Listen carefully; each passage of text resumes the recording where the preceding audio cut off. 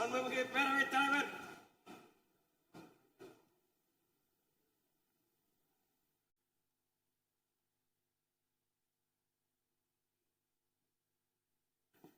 இன்சொலால் ஈத்து அளிக்க வல்லார்க்கு தன் சொலால் தான் கண்டனைத்து உலகு. இனிய சொற்களுடன் தக்கவர்க்கு பொருளை உதவி காக்க வல்ல அரசருக்கு இவ்வுலகம் தன் புகழோடு தான் கருதியபடி அமைவதாகும். இரங்கற் குறிப்புகள் அமரலாம்.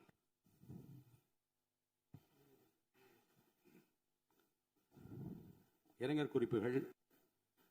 தமிழ்நாடு சட்டமன்ற பேரவை முன்னாள் உறுப்பினரான திரு ஆ. சின்னசாமி அவர்கள் 14/6/2026 அன்றும் திரு வி.எஸ். காளிமுத்து அவர்கள் 29/4/2026 அன்றும் மறைவுற்ற செய்தியினை இப்பேரவைக்கு வருத்தத்துடன் தெரிவித்துக் கொள்கிறேன். திரு ஆ. சின்னசாமி அவர்கள் 2006-2011 ஆண்டுகளில் பேரணாம்பட்டு தொகுதியிலிருந்து தமிழ்நாடு சட்டமன்ற பேரவைக்கு தேர்ந்தெடுக்கப்பட்டு பாராட்டத்தக்க வகையில் பணியாற்றினார்கள். திரு வி.எஸ். காளிமுத்து அவர்கள் 2016-2021 ஆண்டுகளில் தாராபுரம் தொகுதியிலிருந்து தமிழ்நாடு சட்டமன்ற பேரவைக்கு தேர்ந்தெடுக்கப்பட்டு சிறந்த முறையில் பணியாற்றினார்கள். இம்முன்னாள் உறுப்பினரது மறைவால் அவர்களை பிரிந்து வருந்தும் அவரது குடும்பத்தினருக்கு ஆழ்ந்த இரங்கலையும் அனுதாபத்தையும் இப்பேரவையின் சார்பிலும் என் சார்பிலும் தெரிவித்துக் கொள்கிறேன். மறைந்த இப்பெருந்தகைகளுக்கு மரியாதை செலுத்தும் வகையில் மாண்புமிகு உறுப்பினர் அனைவரும் எழுந்து நின்று 2 மணித்துளிகள் அமைதி காக்குமாறு கேட்டுக்கொள்கிறேன்.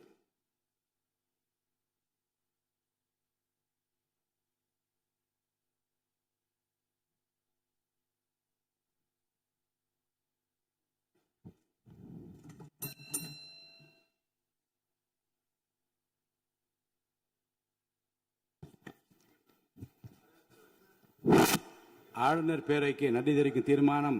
ஆளுநர் பேரவைக்கு நன்றி தெரிவிக்கும் தீர்மானத்தின் மீது கொடுக்கப்பட்ட திருத்தங்கள் இன்று முன்மொழியப்பட்டு வழிமொழியப்பட வேண்டும்.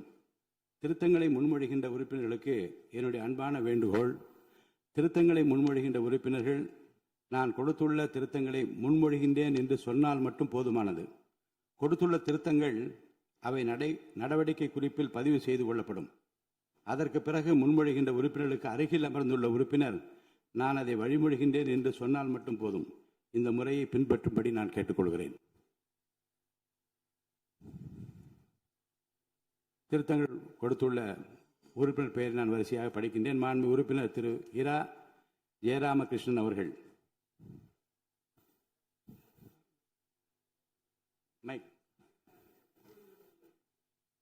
என்னால் கொடுக்கப்பட்ட திருத்தங்களை முன்மொழிகிறேன். மாண்பு உறுப்பினர் திரு எம். ராஜு அவர்கள். இல்லையா? கொடுக்கப்பட்ட திருத்தங்களை நான் முன்மொழிகிறேன். பக்கத்தில் யாரும் வழிமொழிங்க. மாண்பு உறுப்பினர் திரு மு. திராவிடமணி அவர்கள். நான் கொடுக்கப்பட்ட திருத்தங்களை முன்மொழிகின்றேன். பக்கத்தில் வழிமொழிங்க ஒருத்தர். மாண்பு உறுப்பினர் திரு ச. சிவகுமார் அவர்கள். மாண்புமிகு பேரவைத் தலைவர்களே, நான் கொடுத்த திருத்தங்களை முன்மொழிகிறேன். அதை நான் வழிமொழிகின்றேன். மாண்பு உறுப்பினர் முனைவர் கோவை செழியன் அவர்கள்.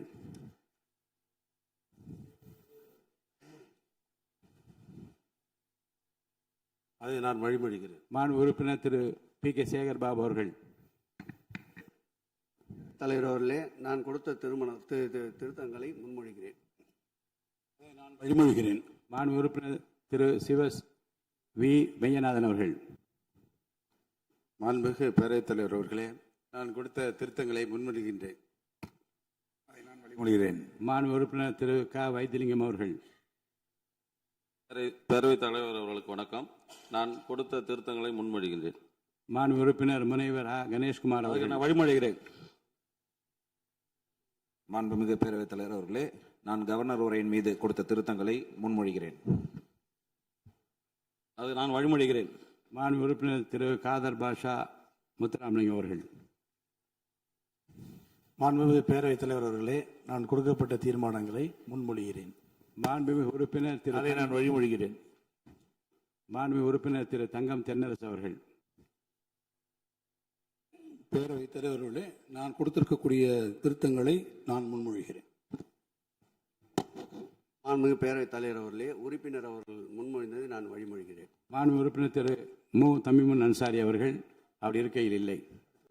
மாண்புமிகு உறுப்பினர் திரு க கருணாநிதி அவர்கள். முன்மொழிகிறேன். நான் அதை வழிமொழிகிறேன். மாண்புமிகு உறுப்பினர் திரு க கார்த்திகேயன் அவர்கள். அதை நான் முன்மொழிகிறேன். அதை நான் வழிமொழிகிறேன். மாண்புமிகு உறுப்பினர் திரு க அண்ணாதுரை அவர்கள். மாண்புமிகு பேரவைத் தலைவர் அவர்களே, திருத்தங்களை முன்மொழிகிறேன். நான் அதை வழிமொழிகிறேன். மாண்புமிகு உறுப்பினர் திரு த சாமிநாதன் அவர்கள். பேரவைத் தலைவர் அவர்களே, நான் கொடுத்த திருத்தங்களை முன்மொழிகிறேன். நான் அதை வழிமொழிகின்றேன். மாண்புமிகு உறுப்பினர் திரு சி வே கணேசன் அவர்கள். மாண்புமிகு பேரவைத் தலைவர் அவர்களே, நான் கொடுத்த திருத்தங்களை முன்மொழிகிறேன். அதை நான் வழிமொழிகின்றேன். மாண்புமிகு உறுப்பினர் திரு ஜி ஆர் வசந்தவேல் அவர்கள். அவர்களே, நான் கொடுத்த திருத்தங்களை முன்மொழிகின்றேன். அதை நான் வழிமொழிகிறேன். மாண்புமிகு உறுப்பினர் திரு அர சக்கரபாணி அவர்கள் இருக்கையில் இல்லை. மாண்புமிகு உறுப்பினர் திரு துரை சந்திரசேகரன் அவர்கள்.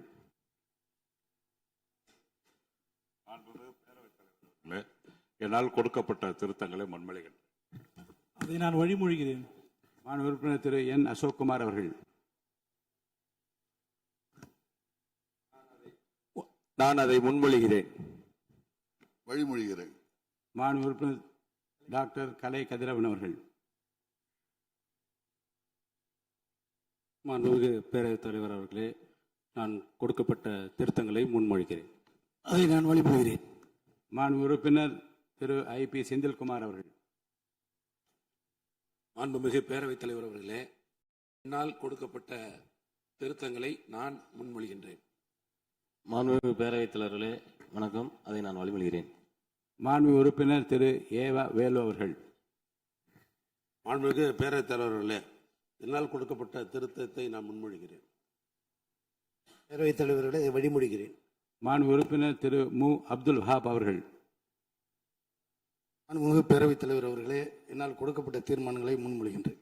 அதை நான் வழிமொழிகிறேன். மாண்புமிகு உறுப்பினர் முனைவர் எம் எச் ஜவஹர்லா அவர்கள். மாண்புமிகு பேரவைத் தலைவர் அவர்களே, மேதகு ஆளுநரின் உரைக்கு நான் கொடுத்த 21 திருத்தங்களை முன்மொழிகிறேன். மாண்புமிகு பேரவைத் தலைவர் அவர்களே, மாண்புமிகு உறுப்பினர் முன்மொழிந்ததை நான் வழிமொழிகிறேன். மாண்புமிகு உறுப்பினர் திரு ஆ குட்டி என்கிற சுதாகர் அவர்கள். பேரவைத் தலைவர் அவர்களே, நான் கொடுத்த தீர்மானத்தை முன்மொழிகிறேன். அதை நான் வழிமொழிகிறேன். மாண்புமிகு உறுப்பினர் திரு அக்ரி எஸ் எஸ் கிருஷ்ணமூர்த்தி அவர்கள்.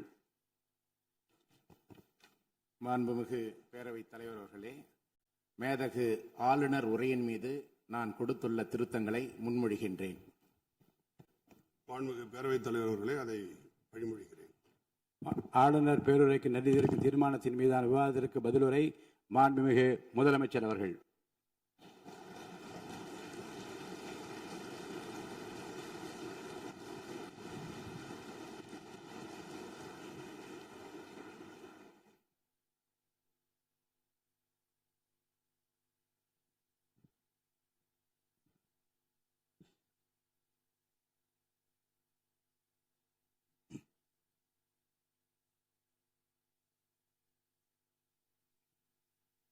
மாண்புமிகு பேரவைத் தலைவர் அவர்களே, மாபெரும் தலைவர்கள் வழிநடத்திய மாண்பும் மாபெரும் வரலாற்று சிறப்பு கொண்ட இந்த சட்டமன்ற பேரவையின் 17வது சட்டமன்ற பேரவைக்கு நம்மையும் நம்ம தமிழக வெற்றிக் கழகத்தை சார்ந்த சட்டமன்ற உறுப்பினர்களையும் தேர்ந்தெடுத்து அனுப்பின நிரந்தரமாக என் நெஞ்சில் குடியிருக்கும் தாயன்புமிக்க தமிழக மக்கள் அனைவருக்கும் என்னுடைய மனப்பூர்வமான நன்றிகள். 17வது சட்டமன்ற கூட்டத்தொடரின் முதல் ஆளுநர் உரையின் மீதான நன்றி தெரிவிக்கும் தீர்மானத்திற்கு பதிலுரை வழங்க வாய்ப்பளித்த மாண்புமிகு பேரவைத் தலைவருக்கு நம் வணக்கத்தை தெரிவித்துக் கொள்கிறோம். மாண்புமிகு பேரவைத் தலைவர் அவர்களே, இந்த 17வது மாமன்றத்தில் அதிகப்படியான 12 கட்சிகளை சேர்ந்த பிரதிநிதிகள் தேர்ந்தெடுக்கப்பட்டிருக்கும். நாம கொள்கை ரீதியாகவும் நிலைப்பாடு ரீதியாகவும் வேறுபட்டு இருந்தாலும் மக்கள் பணி செய்வதுதான் நம்ம எல்லாருக்கும் பிரைமரியா இருக்கிற ஒரே எய்ம். அந்த வகையில தான் நம்ம எல்லாருமே நம்ம மக்களால் அங்கீகரிக்கப்பட்டு சட்டமன்றத்திற்கு வந்திருக்கிறோம். அதனால நாம கருத்தால் வேறுபட்டாலும் மக்கள் சேவை என்ற நோக்கத்தில் நம்ம மாநிலம் சார்ந்த விஷயங்கள்ல நாம எல்லாரும் ஒன்றிணைந்து பயணிச்சா நம்ம தமிழ்நாடு என்னைக்கும் எதிலையும் முதன்மை மாநிலமாக திகழும். ஆளுநர் உரைக்கு நன்றி தெரிவிக்கும் தீர்மானத்தில் பேசின மாண்புமிகு உறுப்பினர்களுக்கு நன்றி. எதிர்த்து பேசினாதான் எதிர்கட்சின்னு ப்ரூவ் பண்ண முடியும்னு நினைச்சுக்கிட்டு பேசின எதிர்கட்சியை சேர்ந்த எதிர்கட்சி தலைவர் உள்ளிட்ட மாண்புமிகு உறுப்பினர்களுக்கும் வணக்கமும் நன்றியும். பதிலுரை வழங்குற அதே நேரத்தில் நம்மளை சட்டமன்ற உறுப்பினராக தேர்ந்தெடுத்த பெரம்பூர் தொகுதி மக்களுக்கு நம்மளோட நெஞ்சார்ந்த நன்றிகள். அதே மாதிரி ராஜினாமா பண்ணிட்டாலும் நம்மளை தேர்ந்தெடுத்த திருச்சி கிழக்கு மக்களுக்கும் இந்த மன்றத்தில் நம்மளோட நன்றியை பதிவு செய்கிறோம். அப்புறம் நம்மளோட அரசியல் பயணத்தை பற்றியும் கொஞ்சம் பதிவு செய்ய விரும்புகிறோம். நாம் ஏதோ ஷூட்டிங்லேருந்து நேராக வந்து சிஎம் ஆன மாதிரியே சில பேர் ஒரு இமேஜ் கிரியேட் பண்ணுறாங்க. அவங்களுக்கு அவங்க ஆசைப்படுற லாங்குவேஜ்லேயே சொல்கிறோம், அது வெறும் ரீல் தான், ரியல் கிடையாது. ஒரு சாதாரண நடிகனாக தான் நம்ம கெரியர் தொடங்குச்சு. அப்புறம் அப்படியே சின்சியராக உழைச்சி மேலே வந்தோம். நம்ம கெரியரில் நாம் மேலே வந்ததுக்கு இந்த விஜய் ஒருத்தன் மட்டுமே காரணம் இல்லை, அவனோட உழைப்பு மட்டுமே காரணம் இல்லை. இந்த விஜயோட உழைப்புக்கும் உயர்வுக்கும் பின்னாடி இருக்கிற ஒட்டுமொத்த தமிழ்நாட்டு மக்களோட அன்பும் அரவணைப்பும் தான் காரணம். ஒவ்வொரு வீட்டில் இருக்க ஒவ்வொருத்தரும் நம்மளை அவங்க வீட்டில் ஒருத்தனா ஏற்றுக்கிட்டது தான் நமக்கு கடவுளும் மக்களும் தந்த மிகப்பெரிய வரம். அதுக்காகவே கடவுளுக்கு சமமான நம்மளோட சொந்தங்களான தமிழக மக்கள் அனைவருக்கும் மீண்டும் மீண்டும் நன்றி. இப்படி நம்மளை தாயன்போடு அள்ளி அரவணைச்ச தமிழ்நாட்டு மக்களுக்கு நாம் எப்படியெல்லாம் துணையாக இருந்தோம், எப்படியெல்லாம் மக்களோட மக்களா இருந்தோம்னு சொல்றேன். 1990ஸ்லயே ரசிகர் மன்றமாக இருந்தப்பவே மக்களுக்கு துணையா நிற்க ஆரம்பிச்சோம். அதுக்கப்புறம் நற்படி மன்றமாகவும் அதுக்கப்புறம் விஜய் மக்கள் இயக்கமாகவும் மாறி மக்களோட மக்களா நின்றுகிட்டு இருந்தோம். 2008 ஈழத் தமிழருக்கு ஆதரவா உண்ணாவிரதம் போராட்டம் செஞ்சோம். போர் முடிவுக்கு வரணும், நம்ம தொப்புள் கூடிய உறவுகளான ஈழத் தமிழர்களுக்கு பாதுகாப்பான நிம்மதியான ஒரு வாழ்வு கிடைக்கணும்னு அன்னைக்கே கோரிக்கை வச்சோம். 2009 ஆரம்பிச்ச விஜய் மக்கள் இயக்கம் வழியா நம்மளோட மக்கள் நல பணிகளை எக்ஸ்டெண்ட் அண்ட் எக்ஸ்பேண்ட் பண்ணிக்கிட்டே வந்தோம். கல்விக்கு துணையா இருந்தோம், சோஷியல் சர்வீஸ் செஞ்சோம், வெள்ள நிவாரணத்தில் துணையா இருந்தோம், கொரோனா காலத்தில் மக்களுக்கு தோள் கொடுத்தோம். விலையில்லா விருந்தகம், குருதியகம், முட்டைப்பால் ரொட்டி திட்டம், விழியகம், பயிலகம், நூலகம், இப்படி பல வழியில மக்களுக்கு துணையா இருந்தோம். அப்புறம் நம்மளோட திரைப்படங்கள்ல நம்மளால முடிஞ்ச வரைக்கும் ஊழல் எதிர்ப்பை சொன்னோம், சமூக நீதியை சொன்னோம், கல்வியை பத்தி சொன்னோம், அரசியலை பத்தி சொன்னோம். அரசியலை பத்தி பேசுனதுனால நம்ம படங்கள் சந்திச்ச இது வரைக்கும் சந்திக்கிற பிரச்சனையை பத்தி எல்லாருக்குமே தெரிஞ்சதுதான். இது மட்டும் இல்லாம 2011 நாகப்பட்டினத்தில் மீனவர் பிரச்சனைகளுக்கு ஆதரவா ஒரு பெரிய பொதுக்கூட்டம் நடத்தினோம். மீனவர்கள் மீதான தாக்குதலை கண்டிச்சு பேசி அதில் நம்மளோட எதிர்ப்பை பதிவு செஞ்சோம். 2017 ஜல்லிக்கட்டு போராட்டத்தில் தமிழர் பண்பாட்டு உரிமைக்கான நம்மளோட ஆதரவை தெரிவித்தோம். 2018 ஸ்டெர்லைட் போராட்டம், துப்பாக்கி சூட்டில் பாதிக்கப்பட்ட நம்ம சொந்தங்களை நேரில் சந்திச்சு ஆறுதல் சொன்னோம். 2021 உள்ளாட்சி தேர்தலில் விஜய் மக்கள் இயக்க வேட்பாளர்கள் போட்டியிட்டு ஜெயிச்சாங்க. கல்வி விருது விழா நடத்தி சிறந்த மதிப்பெண் பெற்ற மாணவ மாணவிகளுக்கு ஊக்கத்தொகையும் பரிசும் கொடுத்தோம். 2024 தமிழக வெற்றி கழகத்தை ஆரம்பிச்ச உடனேயே CAA-வை எதிர்த்து அறிக்கை விட்டோம். அரசியல் கட்சி ஆரம்பிச்சு விழுப்புரம் மாவட்டத்தில் விக்கிரவாண்டியில் நம்மளோட முதல் மாநில மாநாட்டிய வெற்றி கொள்கை திருவிழாவை நடத்தினோம். தந்தை பெரியார், பெருந்தலைவர் காமராஜர், அண்ணல் அம்பேத்கர், வீரமங்கை வேலுநாச்சியார், மக்கள் சேவகர் அஞ்சலை அம்மாள்னு நம்மளோட 5 கொள்கை தலைவர்கள் அறிவிச்சோம். இந்தியாவிலே 2 பெண் ஆளுமைகளை கொள்கை தலைவர்கள் அறிவிச்ச ஒரே கட்சி நம்ம டிவிக்கு மட்டும்தான் என்ற பெருமையோடு அறிவிச்சோம். பெரியார் சொன்ன மாதிரியே அவர் சொன்னதுல நமக்கு ஏற்புடையதை மட்டும் எடுத்துக்கிட்டோம். அவரோட கடவுள் மறுப்பு கொள்கையில நமக்கு உடன்பாடு இல்லைன்னு ஓப்பனா அறிவிச்சோம். நமக்கு கடவுள் நம்பிக்கை உண்டுன்னு அறிவிச்சோம். யாரோட நம்பிக்கைக்கும் நாம் எதிரானவங்க இல்லைன்னு தெளிவா அறிவிச்சோம். பெண் கல்வி, பெண்கள் முன்னேற்றம், சமூக சீர்திருத்தம், சமூக நீதி, இப்படி பெரியாரோட கருத்துக்களை நிறையவே ஏத்துக்கிட்டோம்னு அறிவிச்சோம். அண்ணல் அம்பேத்கரோட சம வாய்ப்பு, சமநீதி, சமத்துவத்தை ஃபாலோ பண்ணுவோம்னு அறிவிச்சோம். பெருந்தலைவர் காமராஜரோட மதச்சார்பின்மையை ஏத்துக்கிட்டதோட அவரோட நேர்மையான நிர்வாகத்தையே ஒரு கொள்கையா ஏத்துக்கிட்டோம்னு அறிவிச்சோம். வீரமங்கை வேலு நாச்சியாரோட மண் மீட்பையும் சமூக நல்லிணக்கத்தையும் பின்பற்றுவோம்னு அறிவிச்சோம். மக்கள் சேவகர் அஞ்சலை அம்மாளோட விடுதலை வேட்கையையும் மக்களோட வாழ்வாதாரத்துக்காக உறுதியாக நிற்கிறதையும் பின்பற்றுவோம்னு சொன்னோம். எல்லாருக்கும் எல்லாமும் கிடைக்கணும், எம் மதமும் நம் மதம்னு சொல்லி மதச்சார்பற்ற சமூக நீதி தான் நம்ம கொள்கைன்னு அறிவிச்சோம். நம்ம கொள்கை எதிரி யாரு, அரசியல் எதிரி யாருன்னு ஓப்பனா அறிவிச்சோம். எல்லாத்துக்கும் மேல பிறப்புக்கும் எல்லா உயிருக்கும்ன்றத நம்மளோட அடிப்படை அரசியல் கோட்பாட்டா அறிவிச்சுட்டு தான் அரசியலுக்கே வந்தோம். நம்ம மதுரை மாநாட்டில் நம்மளோட தேர்தல் அரசியல் மற்றும் ஆட்சி அதிகார அரசியல் வழிகாட்டியா அறிஞர் அண்ணாவையும் புரட்சி தலைவர் எம்ஜிஆரையும் ஏத்துக்கிட்டதா அறிவிச்சோம். அப்புறம் இன்னனையும் நாம இங்க பதிவு செஞ்சே ஆகணும். எல்லாரும் கட்சி ஆரம்பிச்சுட்டு தான் ஒவ்வொரு வீட்டுக்குள்ளேயும் போவாங்க. ஆனா நாம ஒவ்வொரு வீட்டுக்குள்ளேயும் போனதுக்கு அப்புறம் தான் கட்சியவே ஆரம்பிச்சிருக்கிறோம். ஒவ்வொரு வீட்டில் ஒவ்வொருத்தரும் நம்மள அவங்க பிள்ளையா, மகனா, அண்ணனா, தம்பியா ஏத்துக்கிட்டதும் இயல்பா நடந்துச்சு. தமிழ்நாட்டு மக்களோட மனசுக்குள்ள போறதுக்கு நாம பட்ட பாடு நமக்கு மட்டும்தான் தெரியும். இதெல்லாம் புரிஞ்சாலும் புரியாத மாதிரி இருக்கிறவங்க தான் நம்மள நடிகன் என்று சொல்லியும், நம்ம கட்சியை நடிகன் கட்சின்னு சொல்லியும் சில நக்கல், நையாண்டி இதெல்லாம் பேசுவாங்க. அதை பத்தி நமக்கு கவலை இல்லைன்னு வைங்க.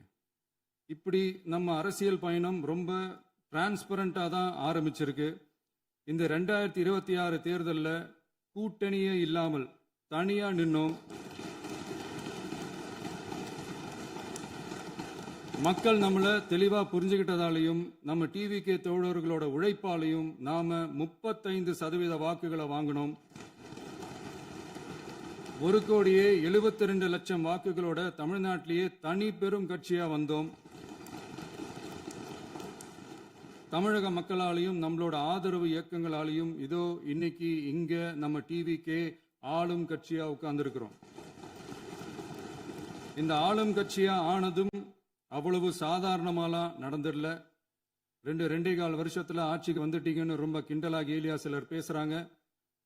எங்களோட இந்த 2.25 வருஷ டிராவல்ல எவ்வளவு வலியும் வேதனையும் இருக்குது.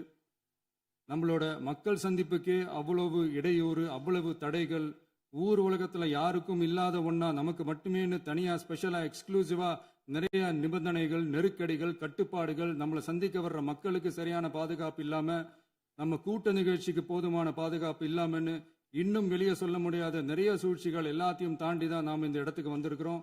But still miles to go. நம்ம டிராவல்ல எல்லாத்துக்கும் முச்சமா நம்மளோட சொந்தங்கள், நம்மளோட உறவுகள், 41 பேர் கரூர் சம்பவத்தில் இழந்த வேதனை எல்லாம் எப்படி சொல்றதுனே தெரியல. நம்ம மனசை விட்டு என்னைக்கும் அந்த வலியும் வேதனையும் நீங்கவே நீங்காது. அதுலயும் நம்ம மேலேயே பழி போட்ட கொடுமையெல்லாம் இருக்கும் பாருங்க, அதெல்லாம் வேற லெவலுங்க. என்னத்துக்கு அப்படியெல்லாம் செஞ்சாங்கன்னு தெரியல. அரசியல்னா இப்படியெல்லாம் கொடூரமா இருக்கணுமா என்ன? சரி விடுங்க. இந்த விஜய் இவனோட மக்களுக்காக எதையும் தாங்க தயாரா ஆகிட்டான். இவ்வளவு பெயின்ஃபுல்லான நம்ம பொலிட்டிக்கல் டிராவல்ல நம்மளோட மிகப்பெரிய ஆறுதலும் பலமும் என்ன தெரியுமா? என் நெஞ்சில் குடியிருக்கும் என்னோட தமிழ்நாட்டு மக்களும், என் உயிருக்கு உயிரான என்னோட தோழர்களும் தான். அவங்களோட பலத்தால தான். அன்னைக்கு 1967 முன்னாள் முதல்வர் மாண்புமிகு அறிஞர் அண்ணா அவர்கள் தலைமையில் அமைஞ்ச சாமானியர்களோட ஆட்சி மாதிரி 1977 முன்னாள் முதல்வர் மாண்புமிகு புரட்சி தலைவர் எம்ஜிஆர் அவர்கள் தலைமையில் அமைஞ்ச மிக சாமானியர்களோட ஆட்சி மாதிரி இதோ இன்னைக்கு அதே வரிசையில 2026 சட்டமன்ற தேர்தலில் இந்த விஜயோட தோழர்கள் இடம்பெற்ற ஒரு மிக மிக சாமானியர்களின் ஆட்சி அமைஞ்சிருக்கு. வாகை சூடும் வரலாறு திரும்பி இருக்கிறது. இப்படி ஒரு தீர்ப்பை மக்கள் அளிச்சதுனால தான் தமிழக வரலாற்றில் ஒரு மகத்தான கூட்டணி ஆட்சியை நாம் அமைச்சிருக்கிறோம். இளைஞர்களால என்ன செய்ய முடியும், பெண்களால என்ன செய்ய முடியும்னு கேட்டவங்களுக்கான பதில் தான் இன்னைக்கு அமைஞ்சிருக்கிற நம்ம ஆட்சி. ஒரே ஒரு குடும்பம் மட்டும் முக்கியம்னு சொல்றது நம்மளோட ஆட்சி அதிகார அரசியல் இல்ல. தமிழ்நாட்டில் இருக்கிற ஒவ்வொரு குடும்பமும் முக்கியம்னு சொல்றது தான் நம்ம அரசியல். நம்மளோட ஆட்சி அதிகாரம் அதான் நம்மளோட மனசாட்சி உள்ள மக்களாட்சி. இந்த 2026 தேர்தலில் யாராலும் உடைக்கவே முடியாதுன்னு சொன்ன மதத்தை உடைச்சோம், சாதியை உடைச்சோம், முக்கியமா காசு கொடுத்து ஓட்டு வாங்குற ஒரு நச்சு கலாச்சாரத்தையே சுக்கு நூறா தூள் தூளா உடைச்சிருந்தோம். நாம கிளீன் கவர்னன்ஸ் அண்ட் குட் கவர்னன்ஸ்ல உறுதியா இருக்கிறோம். இப்ப மட்டும் இல்ல, எப்பவுமே இப்படிதான் இருப்போம். இதுல 100% இது உண்மைன்றதுனால தான் பாரம்பரியமான தினத்தந்தி பத்திரிகை ஊழலின் ஊற்றுக்கண் அடைக்கப்படுகிறதுன்னு 16/6/2026 அன்னைக்கு ஒரு தலையங்கமே எழுதியிருக்கு. ஒரு தவறு செய்தால், அது தெரிந்து செய்தால் அவன் தேவன் என்றாலும் விடமாட்டேன் என்று எம்ஜிஆர் அன்று பாடினார். அதை இன்று விஜய் செயலில் காட்டுகிறார்னு அந்த எடிட்டோரியல்ல எழுதியிருக்கு. இந்த நேரத்தில் தினத்தந்திக்கு நம்மளோட நன்றியை தெரிவிச்சுக்கிறோம். அரசியலுக்கு வந்து 2 வருஷம் தான் ஆகுது. உங்களுக்கு என்ன தெரியும், உங்களால என்ன முடியும்னு கேலியா கேட்டவங்களுக்கு தினத்தந்தியோட பதிலை இப்போதைக்கு போதும்னு நினைக்கிறேன். என்னென்னமோ செய்வான்னு சொல்றானே இந்த விஜய், பல வருஷமா இருக்கிற ஒரு பதவி வெறி பிடிச்ச அரசியலை உடைச்சி எப்படி செய்வான்னு நம்ம மக்களை யோசிச்சிருப்பாங்க. இதோ இப்போ நம்ம மக்களுக்கு புரிஞ்சிருக்கும். இப்பவும் சொல்றோம், இது வெறும் ஆரம்பம் தாங்க. இந்த மாபெரும் சபையிலிருந்து கேட்கிற மக்களே, நமக்கு கொஞ்சம் அவகாசம் கொடுங்க. இதுக்கு முன்னாடி, அதாவது 2017 கடைசியில இருந்து 2026 ஏப்ரல் வரைக்கும் இருந்த புண்ணியவான்கள் ஆட்சியில ஒவ்வொரு டிபார்ட்மெண்ட்லயும் போட்ட ஏராளமான ஓட்டைகளை அடைச்சிக்கிட்டே படிப்படியா மக்களுக்கு நல்லதையும் செஞ்சுக்கிட்டே வருவோம். அதனாலதான் நமக்கு எதிரா யார் யாரோ சேரவே மாட்டாங்கன்னு நினைச்சவங்க எல்லாம் ஒன்னா சேர்றாங்க. நம்ம ஆட்சிக்கு டேட்டு குறிக்கிறாங்க.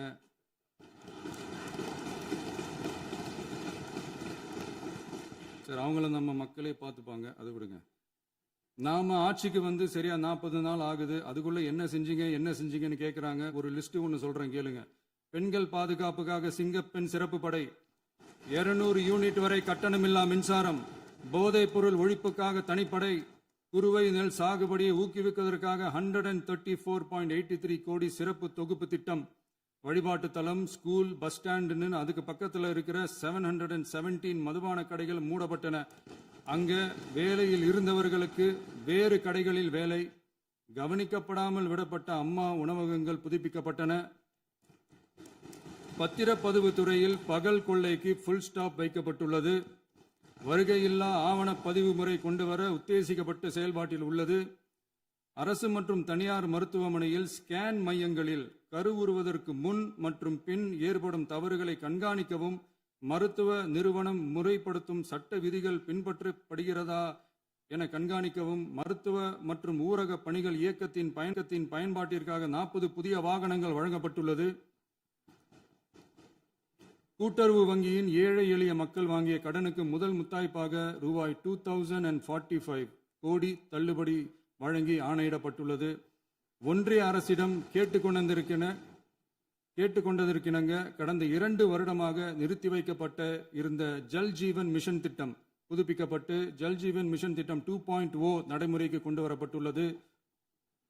18,500 கோடி அளவில் உறுதியளிக்கப்பட்ட காஞ்சிபுரம் மாவட்டத்தில் மைய விரிவாக்க திட்டம், கோயம்புத்தூரில் மின்னணு பொருட்கள் மற்றும் மின்னணு அமைப்புகள் உற்பத்தி திட்டம் மற்றும் திருவள்ளூர் மாவட்டத்தில் காட்டுப்பள்ளி LNT கப்பல் கட்டும் தளம் விரிவாக்க திட்டத்திற்கு ஒப்பந்தங்கள் போடப்பட்டுள்ளன. அனைத்து நிர்வாக நடவடிக்கைகளும் மின்னணு முறையில் மாற்றம் கொண்டு வர நடவடிக்கை எடுக்கப்பட்டு வருகிறது. சட்டவிரோத கல்குவாரி மற்றும் அனுமதியின்றி கனிமங்களை எடுத்துச் செல்வது தடுக்கப்பட்டுள்ளது. பல்வேறு குவாரிகள் சீல் வைக்கப்பட்டுள்ளன. கனிமங்களை கண்காணிப்பது, எல்லைகளை நிர்ணயிப்பது மற்றும் ஆளில்லா விமானம் மூலம் அளவீடு செய்வது போன்றவற்றை செயல்படுத்துவதற்கான பணிகள் மேற்கொள்ளப்பட்டு வருகின்றன.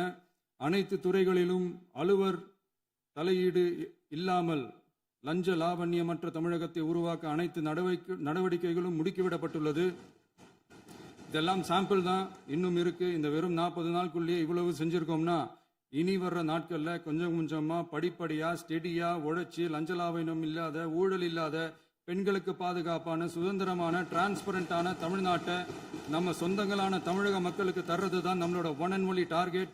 கண்டிப்பா அதை நிறைவேற்றியே காட்டுவோம். 8 கோடி மக்கள் நம்மளோட இருக்கிறப்போ ஏங்க இதை செய்ய முடியாது? மாண்புமிகு பேரவைத் தலைவர் அவர்களே, தமிழ்நாட்டின் கருவூலம் எப்படி திசை மாறி உருமாறி தேய்ந்து ஓய்ந்து கிடைக்கிறதுன்னு சொன்னாங்க. திசை மாறி உருமாறி தேய்ந்து ஓய்ந்துன்னு வசனம் மாதிரி ரைமிங்கா இல்லாம வளமான இலக்கியமா இதே சபையில பேசினவங்களோட திறமையான ஆட்சியில நடந்த நிதி மேலாண்மையை பத்தி வெள்ளை அறிக்கையா வெளியிட்டோம். வெள்ளை அறிக்கை வந்ததிலிருந்தே கண்ணை கட்டுதுங்க. அந்த காலத்துல தான் பிள்ளையோ பிள்ளை, தொல்லையோ தொல்லைன்னு சொன்னாங்க. அதே மாதிரி தாங்க அவங்க ஆட்சியாலையும் அவங்களாலையும் இன்னைக்கு தமிழ்நாட்டுக்கே தொல்லையோ தொல்லை. இப்படி ஒரு நிலைமையை உண்டாக்கி வச்சுட்டு இவங்க சொல்றாங்க நமக்கு ஆட்சி செய்ய தெரியாதுன்னு. நம்ம அமைச்சர்களுக்கும் நம்ம சட்டமன்ற உறுப்பினர்களுக்கும் ஒன்றும் தெரியாதுன்னு. ஆமாங்க, எங்களுக்கு தெரியாதுதான். எங்க சட்டமன்ற உறுப்பினர்களுக்கும் அமைச்சர்களுக்கும் மக்கள் பணி செய்ய தெரிஞ்ச அளவுக்கு மக்கள் பணத்தை சுருட்ட தெரியாதுதான்.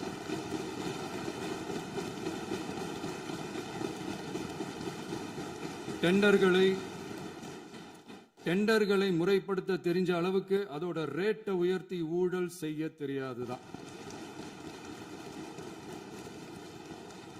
பதவி உயர்வு வழங்கவும் பணி இடமாற்றம் கலந்தாய்வு நடத்தவும் தெரியுமே தவிர பதவி உயர்வுக்கும் பணியிட மாற்றத்திற்கும் பணம் பறிக்க தெரியாதுதான். புதிய பணியிடங்கள் உருவாக்க தெரியுமே தவிர அந்த பணியிடங்களை பணத்துக்கு விற்க தெரியாதுதான்.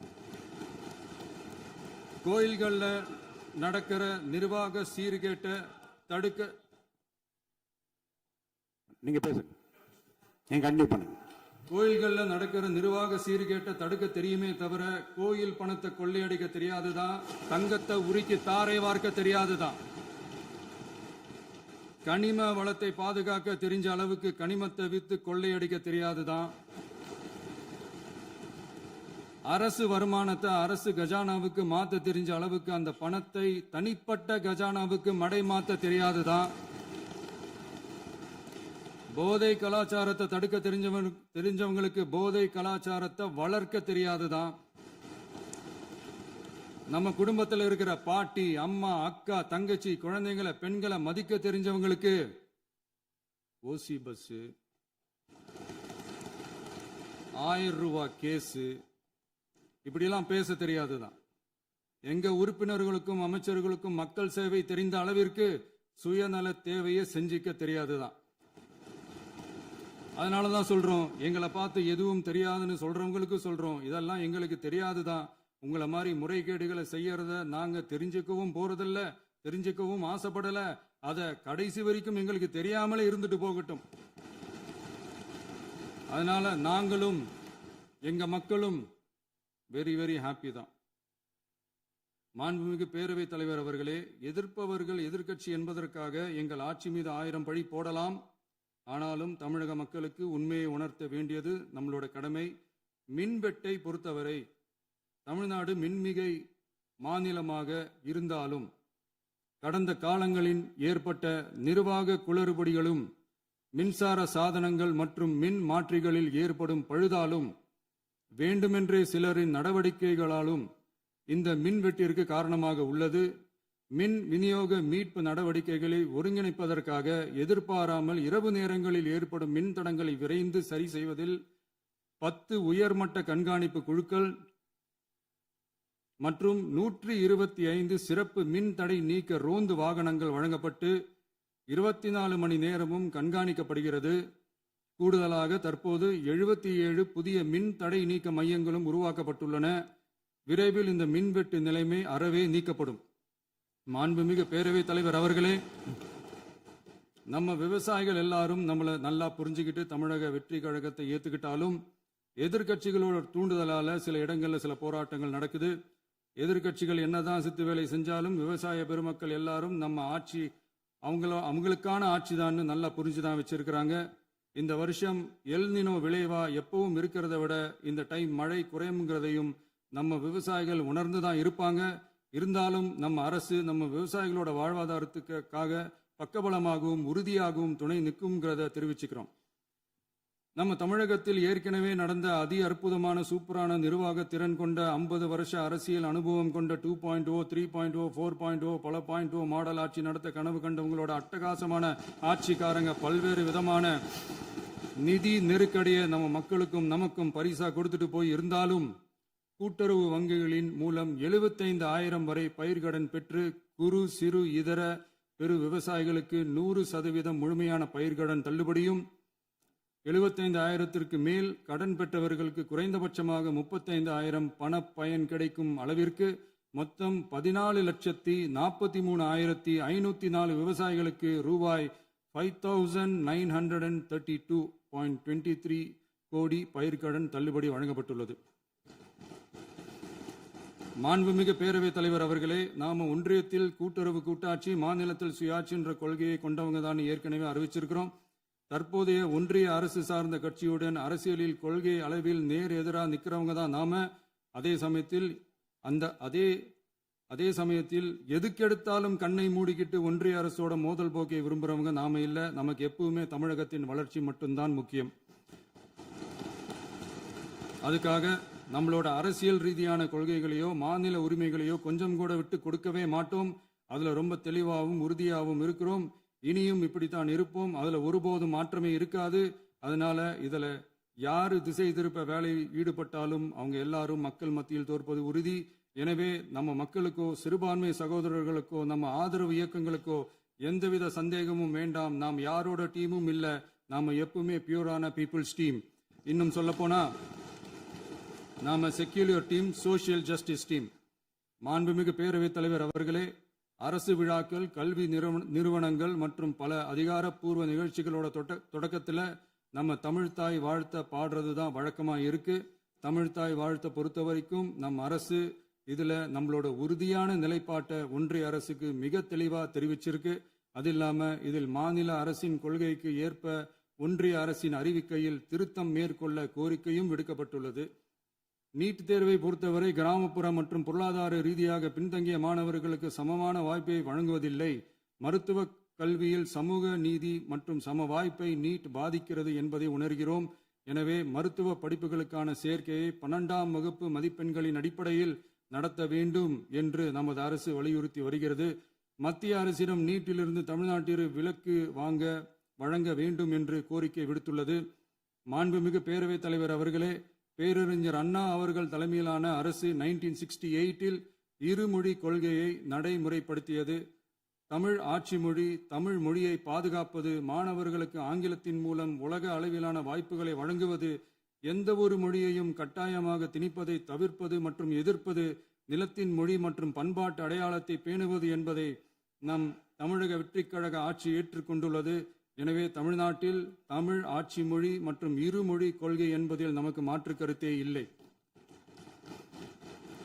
மாண்புமிகு பேரவைத் தலைவர் அவர்களே, கடந்த 11/6/2026 அன்று நடந்த நிதி ஆயோக் கூட்டத்தில் தமிழ்நாடு அரசின் சார்பாக கலந்து கொண்டு வறுமையற்ற தமிழ்நாடு இயக்கம் உருவாக்க தேவையான நிதியையும், தமிழ்நாட்டுக்கு 2 எய்ம்ஸ் மருத்துவமனைகளை தருமாறும், மருத்துவம் மற்றும் பல் மருத்துவ படிப்பிற்கு 12ஆம் வகுப்பு மதிப்பெண் அடிப்படையில் இடங்களை நிரப்புதல் குறித்தும், செயற்கை நுண்ணறிவு தொடக்க நிறுவன வளர்ப்பு மையங்கள் தமிழ்நாட்டில் அமைக்கவும், இளைஞர் திறன் மற்றும் வேலைவாய்ப்பு இயக்கம் செயல்படுத்த வேண்டியும், பெண்கள் தலைமையிலான வளர்ச்சி குறித்தும், மீனவ சமுதாயங்களின் வாழ்வாதாரம் மற்றும் மீன்பிடி படகுகள் மற்றும் மீனவர்களை விடுவித்தல் குறித்து நிரந்தர நடவடிக்கை எடுக்க வேண்டியும், காலநிலை தாங்கும் தன்மை பெருந்திட்டம் 2045இல் கீழ் விண்வெளி உற்பத்தி மையத்தை தேசிய விண்வெளி உற்பத்தி மையமாக அறிவிக்க கோரியும், தமிழ்நாட்டில் சாலை போக்குவரத்து, நெடுஞ்சாலை மற்றும் ரயில்வே அமைச்சகத்தின் மேம்பாட்டு குறித்தும், அனைத்து கிராமங்களையும் டிஜிட்டல் இணைப்பு வசதி ஏற்படுத்துதல் குறித்தும், கூட்டு குடிநீர் திட்டம் தொடரவும், அரசின் விழாக்களில் தமிழ்தாய் வாழ்த்துக்கான முதலிடத்திற்கான கோரிக்கையும், மேகதாது அணை கட்டுமான நிறுத்தத்தை உறுதிப்படுத்தவும், மாநிலத்தின் மீது மும்மொழி கொள்கையை வற்புறுத்தாமல் புதிய கல்விக் கொள்கையை திணிக்காமல் தமிழகத்திற்கான கல்வித் தொகை ரூபாய் 3,284 கோடியை விடுவிக்க கோரியும், ஆண்டுதோறும் 5 லட்சம் இளைஞர்களுக்கு உதவித் தொகையுடன் கூடிய பணியினை தொழில்நுட்ப பயிற்சி வழங்க ஒத்துழைப்பு வழங்குமாறும், ஒகேனக்கல் 3ஆம் கட்ட கூட்டு குடிநீர் திட்டத்திற்கான நிதி ரூபாய் 2283.40 விடுவிக்கவும், வேலை வாய்ப்பு மற்றும் வாழ்வாதாரத்துக்கான உத்தரவாத திட்டத்தின் கீழ் வேலை வாய்ப்புகளை உருவாக்க உடனடி நடவடிக்கை மேற்கொள்ள வேண்டியும் மற்றும் திருக்குறளை தேசிய இலக்கியமாக அறிவிக்குமாறும் தமிழ்நாடு சார்பில் பேசியுள்ளோம் என்பதை தெரிவித்துக் கொள்கிறோம். மாண்புமிகு பேரவைத் தலைவர் அவர்களே, அண்டை மாநிலங்களுடனான நட்புறவு ஒரு மாநிலத்தின் வளர்ச்சிக்கும் நாட்டின் ஒற்றுமைக்கும் மிகவும் அவசியமானது. தமிழ்நாடு தனது அண்டை மாநிலங்களுடன் நதி நீர் பங்கீடு, பொருளாதாரம், கல்வி, கலாச்சாரம் மற்றும் போக்குவரத்து துறைகளில் நல்லுறவை பேணி வருகிறது. பரஸ்பர மரியாதை, ஒத்துழைப்பு மற்றும் கூட்டாட்சி தத்துவத்தின் அடிப்படையில் அண்டை மாநிலங்களுடனான நட்புறவை வலுப்படுத்தவும் நமது ஆட்சியில் காக்கப்படுகிறது.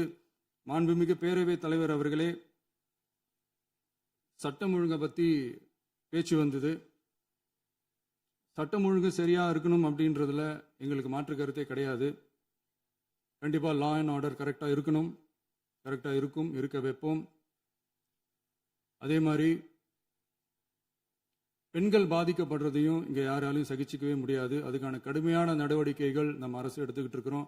இந்த சிங்கப்பெண் சிறப்பு அதிரடிப்படை கூட அதுக்கான ஒரு ஃபர்ஸ்ட் ஸ்டெப் தான். அதே மாதிரி இந்த போதைப் பொருள் நடமாட்டம் அதை கண்ட்ரோல் பண்ணுறதுக்கும் நம்ம அரசு கடுமையான நடவடிக்கைகள் எடுத்துக்கிட்டு இருக்கிறோம். அதையும் கண்டினியூ பண்ணி எடுப்போம். மாண்புமிகு பேரவைத் தலைவர் அவர்களே, இப்போ நான் சொன்ன இந்த பிரச்சனைகள்லாம் 2026 போன மாதம் மே மாதம் 10ஆம் தேதி புதுசாக வந்துடல. இதெல்லாம் பல வருஷமாக இருக்கிற பிரச்சனைகள் தான், பல வருஷமாக கண்டுக்காமல் விட்ட பிரச்சனைகள் தான். இன்னைக்கு எதிர்கட்சிக்காரங்க அதை பற்றி கேட்கும் போது எனக்கு அது அக்கறையாக தெரியல, அவதூறு அரசியலாக தான் தெரியுது, பழி போடுற அரசியலாக தான் தெரியுது. இப்படி அவதூறு பழி போடுறவங்கள பார்த்து ஒன்று தான் கேட்கணும்னு தோணுது. கடந்த 9-10 மாசமா நம்ம ஸ்டேட்ல சட்டம் ஒழுங்கு டிஜிபியே இல்லை. சட்டம் ஒழுங்கு டிஜிபியை போடுங்கன்னு சொல்லி எல்லாம் ஓஞ்சி போயிட்டோம். போன ஆட்சியில் நடந்ததுக்கெல்லாம் இப்பதான் விடையே கண்டுபிடிக்கிறோம் நம்ம ஆட்சியில்.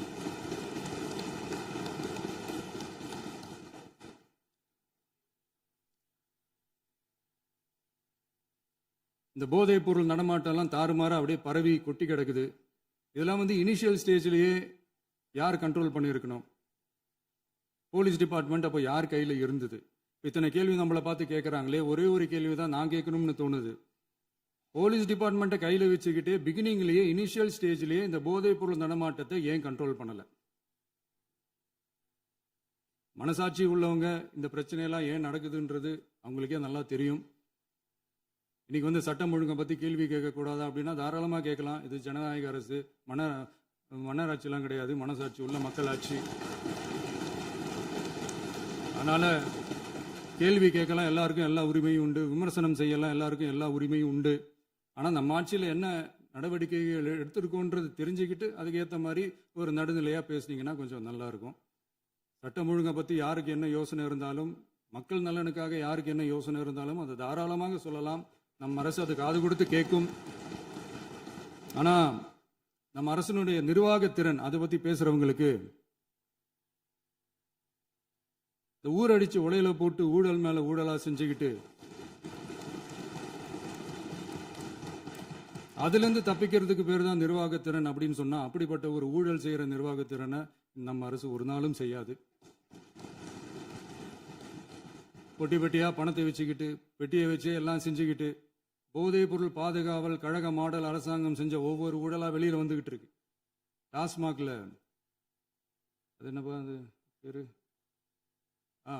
பார்ட்டி ஃபண்ட் கட்சி நிதி அப்படின்ற பேர்ல அடிச்ச கொள்ளையெல்லாம் ஒண்ணா இப்போ கவர்மெண்டோட கஜானாவுக்குள்ள கொண்டு சேர்த்துக்கிட்டே இருக்கிறோம். உட்காருங்க. மாண்புமிகு முதல்வர்கள் பதில் உரைக்கு பிறகு முதல்வர் பதிலுக்கு பிறகு நேரம் தரேன். அப்ப அவங்க பேசட்டும். அவங்கள பேச அனுமதி. உட்காருங்க.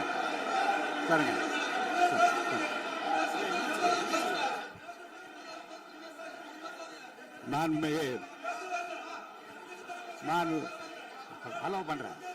உட்காருங்க. மாண்பு உறுப்பினர்கள் நீங்க இங்க உட்காருங்க. அமைதியா உட்காரு. நீங்க எல்லாம் உட்காருங்க. உட்காருங்க. மாண்புமிகு நீங்க எல்லாரும் உட்காருங்க. அமைதியா உட்காருங்க. இருங்க உட்காருங்க. அப்புறம் நீங்க என்ன உருங்க நான் கொடுப்பேன். உட்காருங்க. நான் பாயிண்ட் ஆஃப் வர கொடுங்க. நான் கொடுக்குறேன். உட்காருங்க உட்காருங்க உட்காருங்க உட்காருங்க உட்காருங்க உட்காருங்க உட்காருங்க உட்காருங்க உட்காருங்க உட்காருங்க உட்காருங்க. மாண்புமிகு முதல்வர் அவர்கள் கோர்வையாக நிதானமாக சொல்லிக்கொண்டே இருக்கிறார். நீங்க குறிப்பெடுத்து வைத்துக் கொள்ளுங்கள். பேசி முடித்தவுடன் நான் உங்களுக்கு அவகாசம் தருகிறேன். நீங்க ஒண்ணு சொல்லுங்க, என்ன என்பது நீங்க சொல்லுங்க. உங்க சொல்லுகிற வாய்ப்பை நான் உங்களுக்கு தருகிறேன். இப்போது மாண்புமிகு முதலமைச்சர் உங்கள் உரையை தொடரலாம்.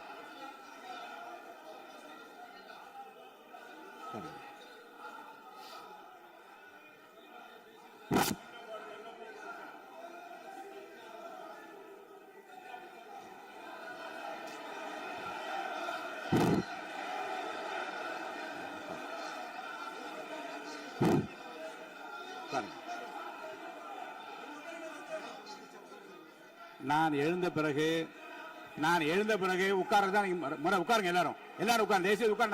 நான் அலோவ் பண்றேன். உட்காருங்க. அமைதியா உட்காருங்க. நான் அலோவ் பண்றேன். அமைதியா உட்காருங்க. உட்காருங்க. அங்க இருந்து குரல் கொடுக்காதீங்க. உட்காருங்க.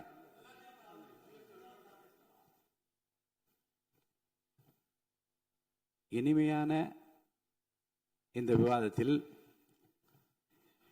இதுவரை குறுக்கீடுகள் இல்லாமல்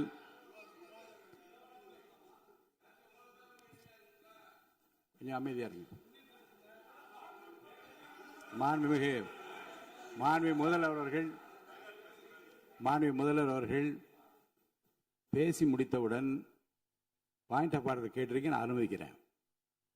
எதிர்க்கட்சி தலைவருக்கு மட்டும் நான் அனுமதி தருகிறேன். அவர் எழுந்து பேசலாம். முதலமைச்சர் நீங்க கண்டினியூ பண்ணி முடிக்கலாம்.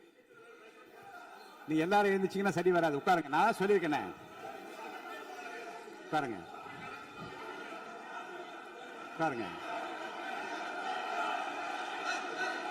உட்காருங்க.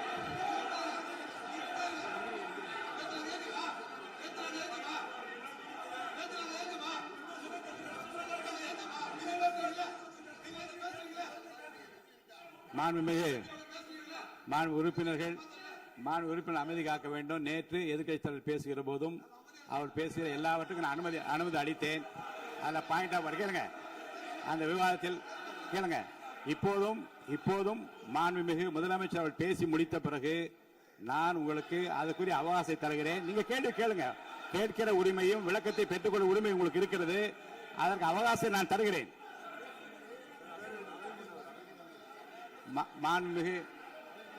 மாண்புமிகு உறுப்பினர் அமருங்க. நான் என் தீர்ப்பை சொல்லுகிறேன். மாண்புமிகு முதலமைச்சர் அவர்கள் பேசி முடித்தவுடன் எதிர்க்கட்சி தலைவருக்கு அந்த வாய்ப்பை நான் தருகிறேன். நிச்சயமா அந்த கேள்வி கேட்கலாம். உட்காருங்க எல்லாரும். முன்னவர் பேசுங்க. மாண்பு பேரவைத் தலைவர் அவர்களே, இன்று இவர்கள் முயற்சி செய்வது அவர் ஆளுங்கட்சியாக இருக்கின்ற போது இருங்க, நான் சொல்லிடுறேன் ப்ளீஸ். ஒரே நிமிஷம் நான் சொல்லிடுறேன் ப்ளீஸ். ஆளும் கட்சியாக இருக்கின்ற போது நீங்கள் சொன்ன ஒரே வார்த்தை, நாங்கள் பேசி முடித்ததற்கு பிறகு குறிப்பிடுத்துவிட்டு நீங்கள் எந்த கேள்வி வேண்டுமானாலும் கேட்கலாம் என்று ஒரு முறையை நீங்கள் பின்பற்றினீர்கள். அதே முறையை இப்போது பின்பற்ற வேண்டும் என்று கேட்டுக்கொள்கிறேன். பள்ளிக்கல்வித்துறை அமைச்சர். மாண்புமிகு பேரவைத் தலைவர் அவர்களே, நேற்றைய தினம் கூட எதிர்க்கட்சி தலைவர் சொன்னதை முழுமையாக கேட்டு இறுதியில் ஒரு வாய்ப்பு தந்தீங்க. அதுவும் இல்லாம இந்த நேரத்தில் நேரலையில் நீங்களும் பாக்குறீங்க. அங்கிருந்து உரிமையில் விழித்து இந்த பக்கம் இருக்க உறுப்பினர்களை பார்த்து அப்படின்னு உரிமையில் விழிப்பதை உங்கள் மூலமாக கண்டிக்கிறேன். அந்த வார்த்தையை அவை குறிப்பிலிருந்து நீக்கணும். கண்ணியம் காத்து முதல்வர் முழுமையாக பேசுவதை காத்து கண்ணியம் காத்து இந்த சபைக்கு ஒரு மரபு இருக்கிறது. அதை மூத்த உறுப்பினர்கள் பின்பற்றபடி உங்கள் மூலமாக கேட்டுக்கொள்கிறேன். மாண்புமிகு முதலமைச்சர் அவர்கள் உரையை தொடரலாம். நான் தரேன். நான் உறுதியாக மாண்புமிகு முதலமைச்சர் அவர்கள் பேசி முடித்தவுடன் எதிர்க்கட்சி தலைவருக்கு அந்த வாய்ப்பு தரப்படும் என்பதை உறுதியாக சொல்லிவிட்டேன். இடையிலே குறுக்கீடு செய்யாமல் அந்த பேச்சு முழுமையாக பேசி முடிக்க நீங்கள் அனுமதி வழங்க வேண்டும் என்று கேட்டுக்கொள்கிறேன். அமைதியா உட்காருங்க. அவங்க பேசி முடிக்கட்டும். நீங்க கேளுங்க. நான் என்ன சொல்றேன், கேட்கிற உரிமையும் விளக்கத்தை கேட்டு பெற உரிமை உங்களுக்கு இருக்கிறது. ஆனா இடையிலே குறுக்கீடு செய்யாமல் அதை முடிக்கும்படி நான் கேட்டுக்கொள்கிறேன். மாண்புமிகு முதலமைச்சர் அவர்கள் தொடர்ந்து நீங்க பேசலாம்.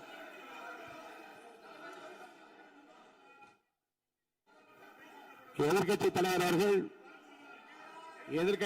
அவர்கள் உங்கள் கட்சியினுடைய உறுப்பினரை அமைதிப்படுத்த வேண்டும் என்று நான் கேட்டுக்கொள்கிறேன். உங்களுக்கு வாய்ப்பு தரவில்லை என்றால் அவர் எழுந்து நிற்பதில் நியாயம் இருக்கு. வாய்ப்பு தரப்போகிறேன். முதலமைச்சர் அவர்கள் பேசி முடித்தவுடன் உங்களுக்கு வாய்ப்பு தரப்படும்.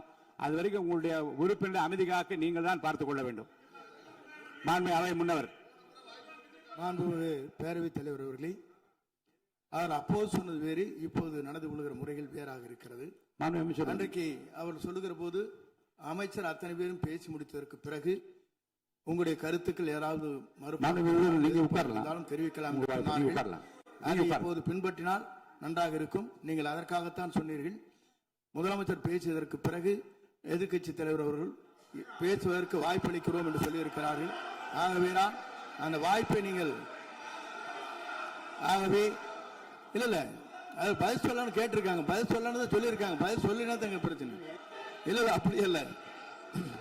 ஆகவே இல்ல நேற்றைய தினம் நீங்கள் அப்படி பேசிக்கொண்டது ஆறாவது இல்ல. நேற்றைய தினம் உங்கள் பேசுகிற போது ஆறாவது குறுக்கிட்டார்களா? நீங்கள் பேசுகிற போது யாருமே குறுக்கிடவில்லை. நீங்க எவ்வளவு பேசினீர்கள், எவ்வளவு வார்த்தைகள் பேசினீர்கள் என்பதெல்லாம் எங்களுக்கு தெரியும். யாருமே அதில் குறுக்கிடவில்லை. இது முதலமைச்சர், எங்கள் முதலமைச்சர் எதிர்க்கட்சி தலைவர் பேசுகிறவர் யாரும் குறுக்கிட வேண்டாம் என்று சொன்னார்கள். அதை நாங்கள் பின்பற்றினோம். ஆனால் இன்றைக்கு நீங்கள் பின்பற்றவில்லை என்பதால் வேதனையாக இருக்கிறார். முன்னவர் நேற்று எதிர்க்கட்சி தலைவர் பேசுகிற போது அடுக்கடுக்காக குற்றச்சாட்டுல வைத்தார். இப்போ அதற்குரிய மாண்புமிகு பொதுப்பணித்துறை அமைச்சர்கள் காலையில் அலுவலகத்தை சந்தித்து அவர்கள் சாட்டிய குற்றச்சாட்டுகளுக்கெல்லாம் ஆதாரங்களை எல்லாம் நான் கொண்டு வந்திருக்கிறேன் என்று சொன்னேன். நான் நேற்று அந்த விஷயம் நேற்றோடு முடிந்து விட்டது. ஆதாரங்களை கொடுங்கள். தக்க நேரத்தில் இதை பற்றி சொல்ல வேண்டிய நேர்ந்தால் நான் இதெல்லாம் ஆய்வு செய்து உரிய நேரத்தில் அவை குறிப்பிட்டு ஏற்றுவதற்கு முன்பாக அவரிடம் காட்டி அதற்கு பிறகு அதை பற்றி முடிவெடுக்கும் என்று நான் சொன்னேன். இப்போதும் சொல்லுகிறேன், முதலமைச்சர் அவர்கள் பேசிக் கொண்டிருக்கிறார். பேசி முடிக்கட்டும். எதிர்க்கட்சி தலைவருக்கு உறுதியாக நான் வாய்ப்பு தருவேன். அவர் கேள்விகளை முன்வைக்கலாம், விளக்கங்களை பெறலாம். இப்போதைக்கு பேரவைத் தலைவர் என்ற முறையில் என்னுடைய முடிவு இதுதான். அவையில் இருக்கக்கூடிய உறுப்பினர்கள் அமரும்படி நான் கேட்டுக்கொள்கிறேன். நான் முதலமைச்சர் அவர்கள் பேச வேண்டிய போ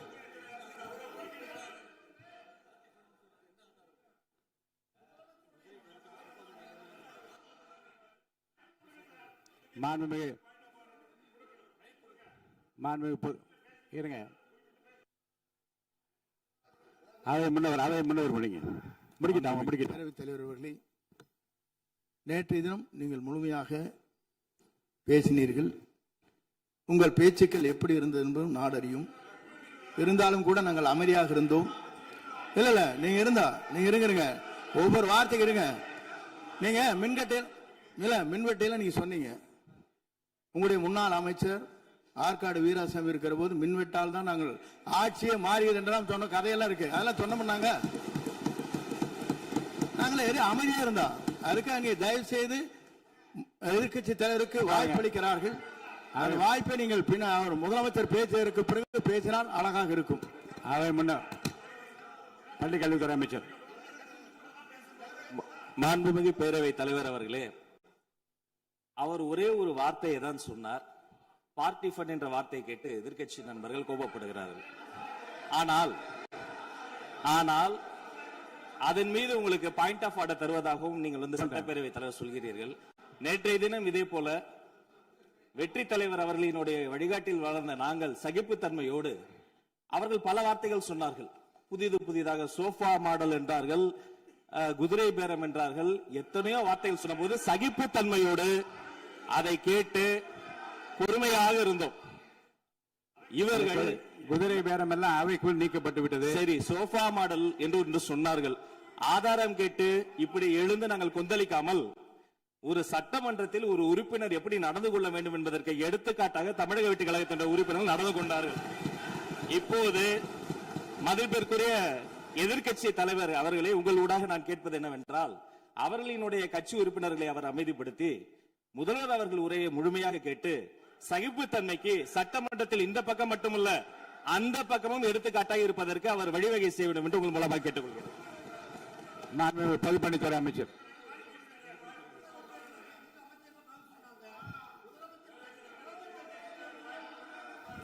மாண்புமிகு பேரவைத் தலைவர் அவர்களே,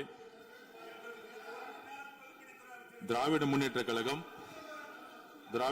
கழகம் முதல் நாளில் இந்த சபையுடைய மரபையும் பாரம்பரியத்தை பற்றியும் நமக்கு வகுப்படுத்தார்கள். அந்த மரபுப்படி எங்களுடைய தலைவருடைய வழியில் இந்த சட்டசபையுடைய நிகழ்வுகளில் நாங்கள் கலந்து கொண்டிருக்கிறோம். நேற்று எதிர்க்கட்சி தலைவர் பேசும்பொழுது எவ்வளவோ வார்த்தைகள் உண்மைக்கு புறம்பாக சட்டத்திற்கு எதிராக ஒரே நிமிஷம் பேசுறேன். சட்டத்திற்காக பேசும் பொழுது நாங்கள் அமைதியாக இருந்தோம். ஒரு 2-3 முறை தான் அவரு பேசும்போது மினிஸ்டர்கள் நின்னாங்க. ஆனா இன்னைக்கு மாண்புமிகு முதலமைச்சருடைய முதல் உரை கடந்த 4 நாட்களாக திராவிட முன்னேற்ற கழகம் முதலமைச்சர் ஏன் பேசலன்னு சொல்லிட்டே இருந்தாங்க. இன்னைக்கு பேச ஆரம்பிச்ச உடனே அவர் சொன்ன வார்த்தை பார்ட்டி ஃபண்ட் சொன்னார். எந்த பார்ட்டின்னு சொல்ல. ஆனா அந்த வார்த்தைகள் சொல்லி முடிஞ்ச உடனே எதற்காக முதலமைச்சருடைய பேச்சை இவங்க குறுக்கிறாங்கன்னு தெரியல. நீங்கள் சொன்னது மாதிரி முதலமைச்சர் பேச வேண்டும். பேசிய பின்பு கருத்துகளுக்கு பதிலளிக்க அவர்கள் பதிலளிக்கும், நாங்களும் பதிலளிக்க தயாராக இருக்கிறது பதிவு பண்றோம். மாண்புமிகு முதலமைச்சர் அவர்கள்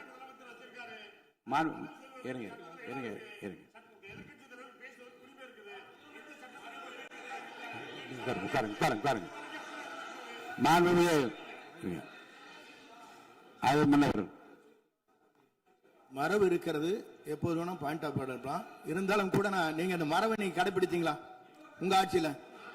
நீங்க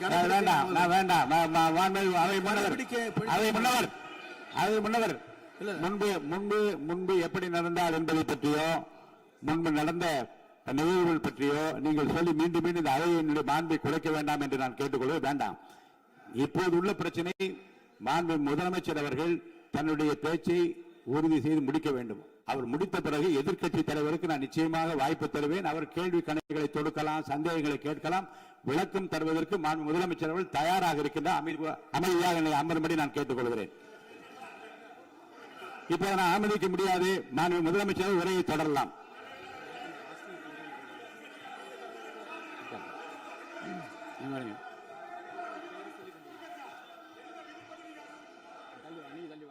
மாண்புமிகு உறுப்பினர் ஆஸ்டின் உங்க இடத்துல போய் உட்காருங்க. மாண்புமிகு உறுப்பினர் ஆஸ்டின், நீங்க ஒரு மூத்த உறுப்பினர், சபை விதிகளை நன்கு தெரிந்த ஒரு உறுப்பினர், நீங்க போய் இடத்துல உட்காருங்க. முதல்ல மாண்புமிகு முதலமைச்சர் அவர்கள் உரையை தொடரலாம்.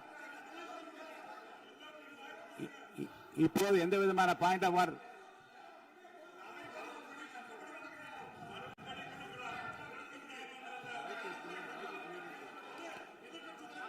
நான் வாய்ப்பு இல்லை என்று சொன்னால் நீ எழுந்து நிற்பதிலே நியாயம் இருக்கிறது.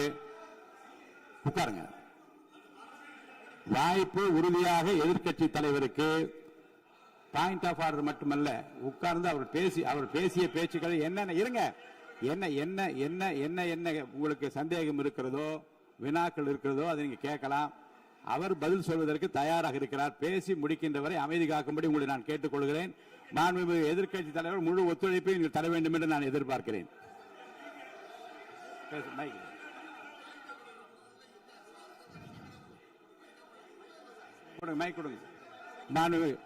மாண்புமிகு எதிர்க்கட்சி தலைவர், பேரவைத் தலைவர், நீங்க உட்காருங்க. நேற்று நான் பேசும்போது சில அமைச்சர்கள் குறுக்கிட்டு பேசினாங்க, அதற்கு நீங்க அனுமதி கொடுத்தீங்க. அதே மாதிரி இன்னைக்கு முதலமைச்சர் பேசும்போது சில வார்த்தைகள், தவறான வார்த்தைகள் பேசுறாரு. அவர் பார்ட்டி ஃபண்ட் அப்படின்னு சொல்லியிருக்கிறாரு. அவர் அமைச்சர் அந்த பார்ட்டி ஃபண்ட் எந்த பார்ட்டின்னு கூட சொல்ல தைரியம் இருந்தா சொல்லுங்க, நாங்க அதெல்லாம் ஃபேஸ் பண்ண தயாரா இருக்கோம். எதையும் ஆதாரத்தோடு எதையும் பேசுங்க. நீங்க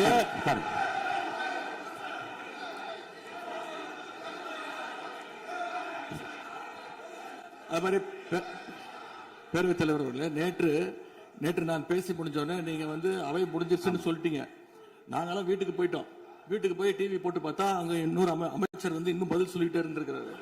அதற்கெல்லாம் நாங்க இப்ப என்ன பதில் இது, என்ன மரபு இது? நீங்க இப்ப பேசிக்கிட்டே இருப்பீங்களா? நாங்க பார்த்துக்கிட்டே இருக்கணுமா? அதே மாதிரி இன்னைக்கு முதலமைச்சர் அவர்கள் பேசும்போது நாங்களும் அமைதியா கேட்டுட்டு தான் இருந்தோம். ஆனா சில கருத்துக்கள் அவர் பேசும்போது அதை நாங்க அனுமதிக்க முடியாது.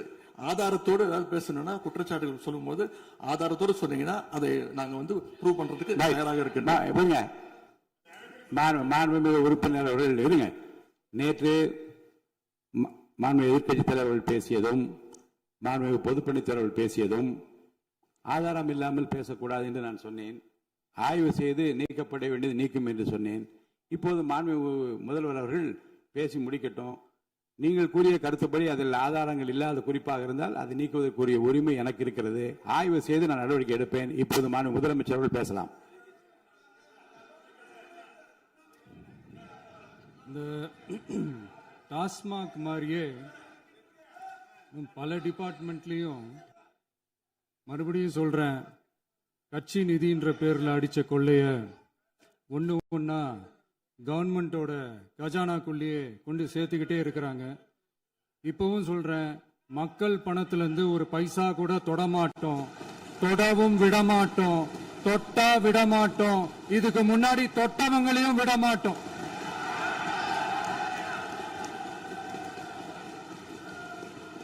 ஒவ்வொரு ஊழலா வெளியில வரும் போலே,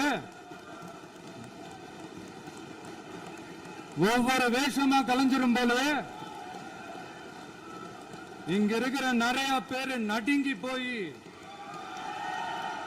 இதுல நம்ம மேல அவதூறு வேற. இப்ப புதுசா ஒரு வெப்பன் ஒண்ணு கொண்டு வந்திருக்காங்க. அது என்ன தெரியுமா? அவங்க தயவால தான் நம்ம ஆட்சி நடக்குதாம். மக்கள் தயவால இந்த ஆட்சி நடந்துகிட்டு இருக்கு. மனசாட்சி உள்ள சக்திகளோட ஆதரவால இந்த ஆட்சி நடந்துகிட்டு இருக்கு. நாங்க தான் அனுப்பி வச்சோம் அப்படின்றாங்களே. அனுப்பி வச்சவங்களுக்கு மினிஸ்ட்ரியில இடம் கொடுத்தா ஏன் கதறீங்க?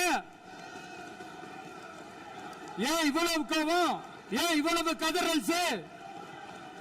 இதுல இன்னொரு முக்கியமான விஷயம், மார்க்சிஸ்ட் கம்யூனிஸ்ட் கட்சி நமக்கு ஆதரவு கொடுத்தது சுயேட்சையா எடுத்த முடிவுன்னு சொல்றாங்க.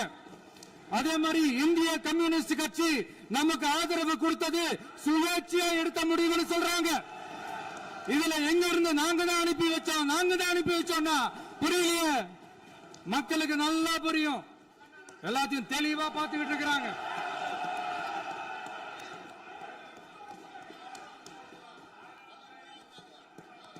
முதலமைச்சர் கண்டினியூ பண்ணலாம். முதலமைச்சர்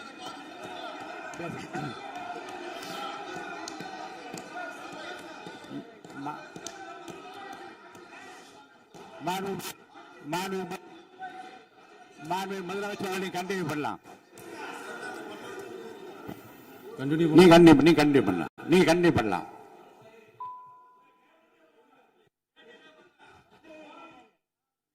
இந்த சமூக நீதி அரசுன்னு சொல்றவங்களை பார்த்து கேட்கிறேன், நம்ம பட்டியலின சகோதரர்களுக்கு எத்தனை அமைச்சர் பதவி கொடுத்தீங்கன்னு கொஞ்சம் சொல்ல முடியுமா? ஆனா நம்மளுடைய அரசுல 8 அமைச்சர் பதவிகள் யாருக்கு? நம்ம பட்டியலின சகோதரர்களுக்கு. எல்லாம் நம்ம அண்ணன், நம்ம தம்பி, நம்ம தங்கச்சிங்க. அண்ணல் அம்பேத்கர் அவர்களுடைய கிட்டத்தட்ட 100 ஆண்டு கால கனவு இப்ப நிறைவேறி இருக்கு. நான் ஏன் கொஞ்சம் சவுண்டா பேசுறேன் அப்படின்னா அவங்களுக்கு கேட்கணுன்றதுக்காக தப்பா எடுத்துக்காது. அதே மாதிரி பெண்களோட பாதுகாவலர் நாங்க தான் அப்படின்னு சொல்லிக்கிறவங்களை கேட்கிறேன், எத்தனை பெண்களுக்கு அமைச்சர் பதவியில இடம் கொடுத்தீங்க கொஞ்சம் சொல்ல முடியுமா? எங்க அரசுல 4 சகோதரிகளுக்கு அமைச்சர் பதவி கொடுத்திருக்கிறோம்.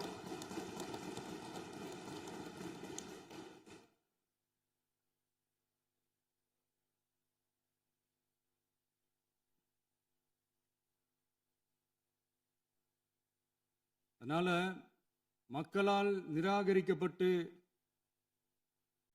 மக்களால் அகற்றப்பட்டவங்களுக்கு ஒண்ணு சொல்லிக்கிறோம், தப்பே செய்ய மாட்டோம், ஊழலே செய்ய மாட்டோம், நேர்மையா தான் இருப்போம், நியாயமா தான் இருப்போம் அப்படின்னு சொல்றவங்களால மட்டும்தான் கூட்டணி ஆட்சி அமைக்க முன்வரும்.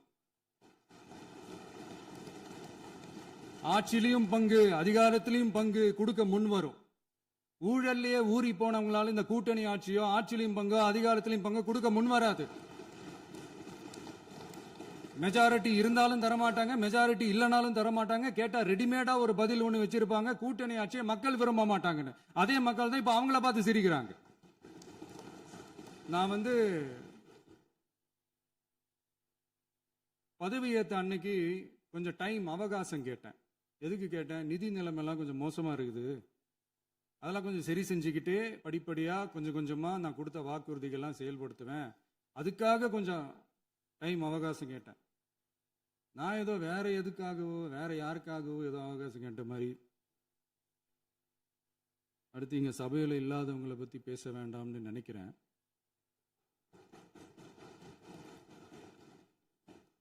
இங்க நம்மளை பத்தி அவதூறு பரப்புறதோட மட்டும் இல்லாம இப்ப நம்ம மக்கள் மேலேயும் அவதூறு பரப்ப ஆரம்பிச்சிட்டாங்க. மக்கள் நமக்கு ஓட்டு போட்டது தப்பான், குடும்பம் குடும்பமா நமக்கு ஆதரிச்சது தப்பான். இது இப்ப இல்ல, நான் சொல்றது எம்ஜிஆர் அவர்கள் காலத்திலிருந்தே. அப்பவே அவர் ஜெயிச்சப்போ அதே மக்களை தப்பு தப்பா பேசுறது. மக்கள் என்ன பண்ணிட்டாங்க, எம்ஜிஆர் என்ன பண்ணிட்டாரு, எம்ஜிஆர் என்ன இது பண்ணிட்டாரு. 50 வருஷமா ஒரே டெக்னிக்கா.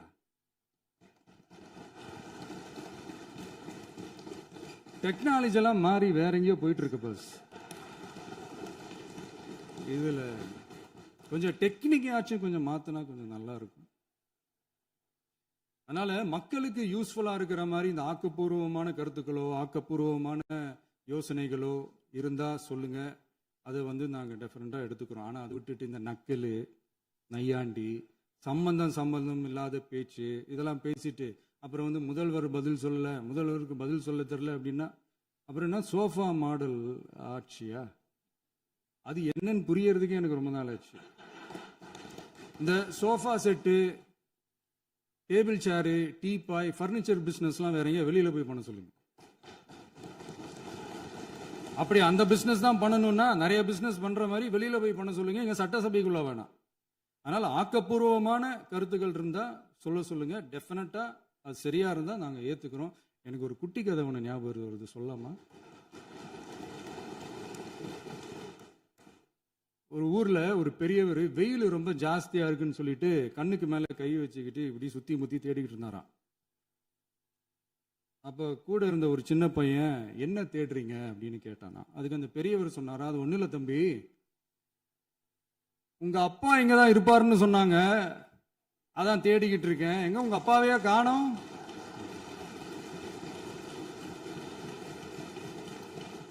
இல்ல அந்த எங்களுக்கும் நக்கலா நையாண்டியா சம்பந்தம் இல்லாத குட்டி கதை இதெல்லாம் எங்களுக்கும் பேச தெரியும். அந்த கதையில பெரியவர் அப்படி சொன்னாராம், தப்பா எடுத்துக்காதீங்க. அந்த கதையில பெரியவர் அப்படி கேட்டாராம். அதனால யாரும் இங்க டென்ஷன் ஆக வேணாம். அதனால இன்னொரு இந்த என்னுடைய உரையை முடிக்கிறதுக்கு முன்னாடி போயிட்டாங்க, பேசலாமா? நிறைய உங்க கருத்துக்களை நீங்க முழுமையாக மன நிறைவோடு பேசலாம். டிவியில சரி. அதான் 5 நிமிஷம் பேசுனதுக்கே கொளத்தூரி இந்த ஆட்டம் ஆயிடுச்சு. பேசுனா அப்புறம் என்ன பண்றது? கடைசியா நான் இந்த உரையை முடிக்கிறதுக்கு முன்னாடி ஒரு முக்கியமான ஒரு விஷயம் பத்தி சொல்லணும். ஆளுநர் உரை அன்னைக்கு இந்த தமிழ் தாய் வாழ்த்துக்கு அப்புறம் தேசிய கீதம் பாடினது தப்பு, தேசிய கீதம் 2 முறை பாடினது தப்பு, அப்படி ஒரு நிகழ்வு இதுக்கு முன்னாடி இந்த சட்டசபையில நடந்ததே கிடையாது, அந்த மரபே மாத்திட்டீங்க, இப்படி ஒரு பெரிய ஒரு போர் மாதிரி எதிர்கட்சியை சார்ந்தவங்கலாம் சொன்னாங்க இல்லையா? அந்த மாநில உரிமை போராளிகளை, அந்த மரபு காக்கிற உரிமை போராளிகளை ஒரே ஒரு கேள்விதான் கேட்கணும். 2021 ஆகஸ்ட் 2 ஞாபகம் இருக்கா? Centenary celebration of Tamil Nadu legislature. அந்த ஃபங்க்ஷன்ல நம்ம முன்னாள் முதலமைச்சர் கருணாநிதி அவர்களோட கலைஞர் அவர்களுடைய கலைஞர் அவர்களுடைய புகைப்படத்தை மாண்புமிகு குடியரசுத் தலைவர் திறந்து வைக்கிற ஒரு ஃபங்க்ஷன். அந்த ஃபங்க்ஷன்ல national anthem followed by Tamil Thai Vazhthu அப்படின்னு அறிவிச்சது ஞாபகம் இருக்கா? அதாவது தேசிய கீதத்துக்கு அப்புறமா இரண்டாவது முறையா, நோட் திஸ் பாயிண்ட் மாண்புமிகு பேரவைத் தலைவர் அவர்களே, ப்ளீஸ் நோட் திஸ் பாயிண்ட். தேசிய கீதத்துக்கு அப்புறம் இரண்டாவது முறையாக தமிழ் தாய் வாழ்த்து பாடப்படும் அப்படின்னு சொன்னது ஞாபகம் இருக்கா? அதுவும் முத்தமிழ் அறிஞர் அப்படின்னு சொல்ற நம்ம கலைஞர் அவர்களுடைய அந்த புகைப்படம் வெளியிட்டு விழாவில் அவர் இருந்த இதே சபையில தமிழ இரண்டாவது இடத்துக்கு தள்ளினது யாருன்னு ஞாபகம் இருக்கா? அது மட்டும் இல்ல, அந்த தேசிய கீதத்தை நாட்டுப்பண் நேஷனல் ஆந்தம்னு சொல்லி அதே ஃபங்க்ஷன்ல கடைசியா ஃபங்க்ஷன் முடியும் போது செகண்ட் டைம் தேசிய கீதம் பாடினதும் ஞாபகம் இருக்கா? இதே அவையில் தான், அது அவை குறிப்பிலும் இருக்கிறது, இதே அவையில் தான் நடைபெற்றது. இந்த தக்க நேரத்தில் இந்த ஆதாரங்களை அளித்த மாண்பு முதல் அவர்களுக்கு நன்றியை தெரிவித்துக் கொள்கிறேன். டவுட் இருந்தா இந்த புக்கை பார்த்து தெரிஞ்சுக்கலாம். அதனால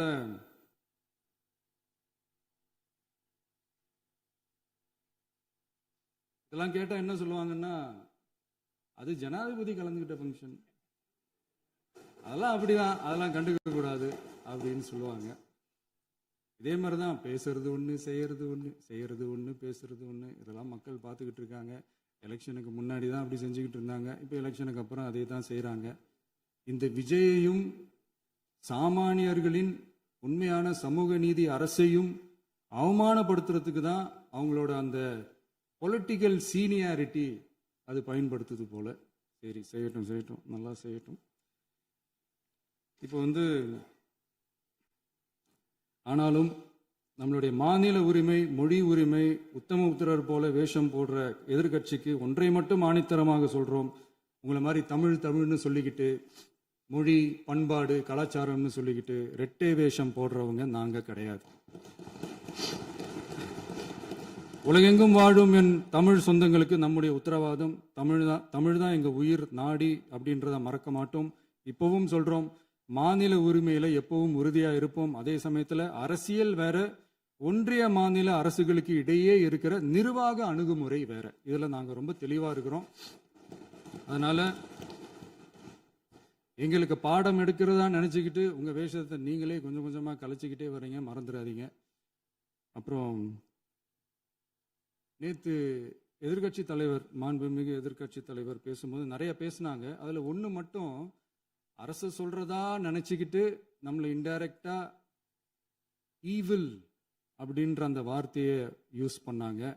எனக்கு ஒண்ணு தான் சொல்லணும்னு தோணுது. ஈவில்ஸ்னு டெவில்ஸ் பேசக்கூடாது.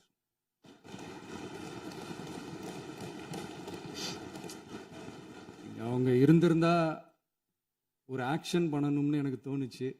எல்லாரும் போயிட்டாங்க. பர்மிஷன் பண்ணலாமா? இப்பவும் பண்ணலாம், ஒன்றும் தப்பு இல்லை.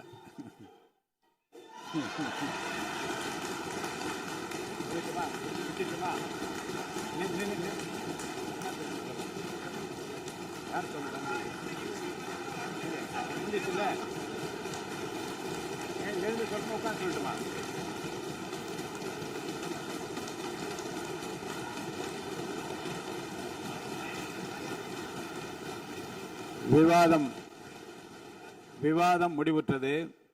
மாண்புமிகு உறுப்பினர்கள் முன்மொழிந்த திருத்தங்கள் வலியுறுத்தப்படுகின்றனவா என்று அறிய விரும்புகிறேன். மாண்புமிகு உறுப்பினர்கள் முன்மொழிந்த திருத்தங்கள் அனைத்தும் பேரவையின் அனுமதியில் திரும்ப பெறப்படுகின்றன. 2026 ஆண்டு ஜூன் திங்கள் 18ஆம் நாளன்று சட்டமன்ற பேரவைக்கு மாண்புமிகு ஆளுநர் அவர்கள் ஓந்தளித்த பெருரைக்கு தமிழ்நாடு சட்டமன்ற பேரவை உறுப்பினர்கள் பெரிதும் நன்றி உடையவர்களாவர் என்று மாண்புமிகு பேரவை துணைத் தலைவர் திரு மு ரவிசங்கர் அவர்களால் 19/6/2026 நாளன்று முன்மொழியப்பட்ட தீர்மானம் பேரவையின் முடிவுக்கு விடப்படுகிறது. ஏற்போர் ஆம் என்க, மறுப்போர் இல்லை என்க. ஏற்போரே அதிகம் என்று கருதுகிறேன். ஏற்போரே அதிகம். தீர்மானம் நிறைவேறியது. அரசினர் தீர்மானம். பேரவை மீண்டும் கூடும் நாள் குறிப்பிடப்படாமல் ஒத்திவைக்கப்பெறும் தீர்மானம். மாண்புமிகு பேரவை முன்னவர் அவர்கள். மாண்புமிகு பேரவைத் தலைவர் அவர்களே, பேரவை விதி 25 1 கீழ் 1 படி பேரவை மீண்டும் கூடும் நாள் பெறாமல் ஒத்திவைப்பு பெறலாம் எனும் தீர்மானத்தை மொழிகிறேன். மாண்புமிகு பேரவை முன்னவர் அவர்களின் தீர்மானம் பேரவையின் முடிவுக்கு விடப்படுகிறது. ஏற்போர் ஆம் என்க, மறுப்போர் இல்லை என்க. மறுப்போரே இல்லை என்று கருதுகிறேன். மறுப்போரே இல்லை. தீர்மானம் ஒருமனதாக நிறைவேறியது. பேரவை மீண்டும் கூடும் நாள் குறிப்பிடப்பெறாமல் ஒத்திவைக்கப்படுகிறது. வணக்கம்.